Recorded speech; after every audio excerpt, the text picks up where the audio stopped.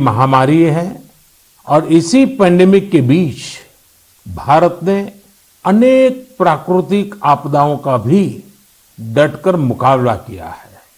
इस दौरान cyclone Amphan आया, साइक्लोन निसर्ग आया, अनेक राज्यों में बाढ़ आई, छोटे बड़े अनेक भूकंप आए, भूस्खलन हुए।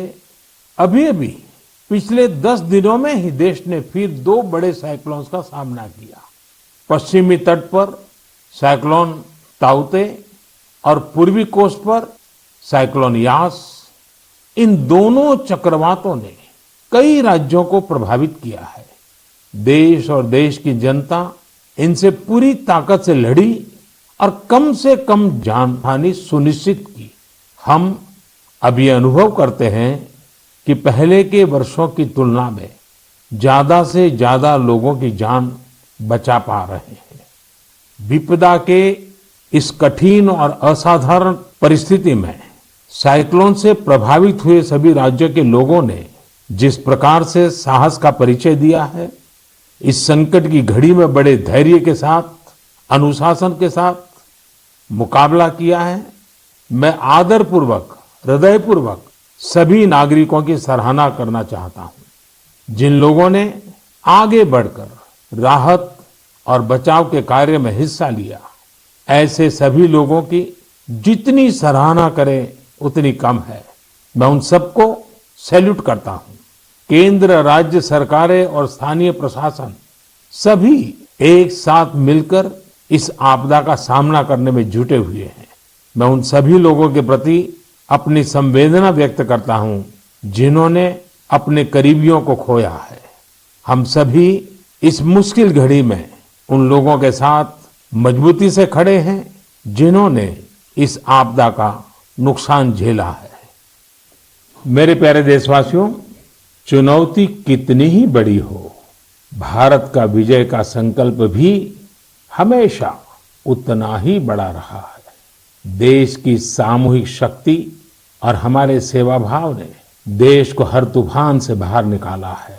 हाल के दिनों में हमने देखा है कि कैसे हमारे डॉक्टर्स, नर्सेस और फ्रंटलाइन वॉरियर्स, उन्होंने खुद की चिंता छोड़कर दिन रात काम किया और आज भी कर रहे हैं। इस सब के बीच कई लोग ऐसे भी हैं जिनकी कोरोना की सेकेंड वेव से लड़ने में बहुत बड़ी भूमिका रही है।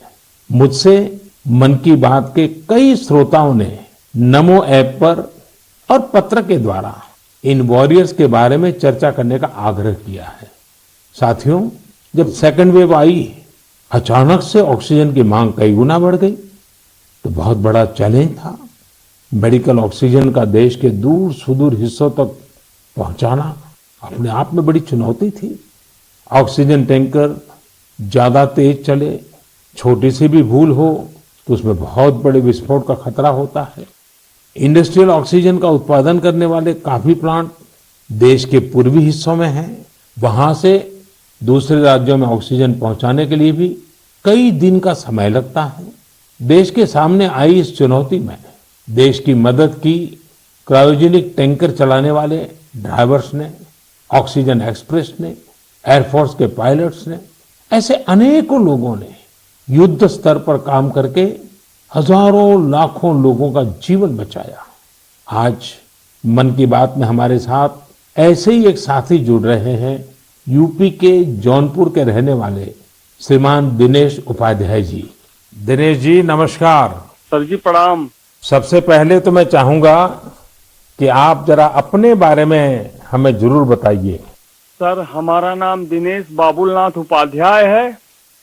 मैं गांव हसनपुर, पोस्ट जमुआ, जिला जौनपुर का निवासी हूं सर। उत्तर प्रदेश से हैं? हाँ सर जी। और सर हमारा एक लड़का है, 2 लड़की और औरत और माँ बाप। और आप क्या करते हैं? सर मैं ऑक्सीजन का टैंकर चलाता हूं सर, लिक्विड ऑक्सीजन का। बच्चों की पढ़ाई ठीक से हो रही है? हाँ सर, बच्चों की पढ़ाई हो रही है, लड़कियां भी पढ़ रही हैं दोनों और मेरा लड़का भी पढ़ रहा है सर। ये ऑनलाइन पढ़ाई भी ठीक से चलती है उनकी? हाँ सर, अच्छे ढंग से कर रहे हैं। अभी बच्चियां हमारी पढ़ रही हैं, ऑनलाइन में ही पढ़ रही हैं सर। सर 15 से 17 साल हो गया सर, मैं ऑक्सीजन का टैंकर चलाता हूँ सर। अच्छा, आप ये 15-17 साल से सिर्फ ऑक्सीजन लेके जाते हैं, तो सिर्फ ट्रक ड्राइवर नहीं है आप, एक प्रकार से लाखों का जीवन बचाने में लगे हैं। सर हमारा काम ही ऐसा है सर ऑक्सीजन टैंकर का, कि हमारी जो कंपनी है आइनॉक्स कंपनी, वो भी हमारा लोग का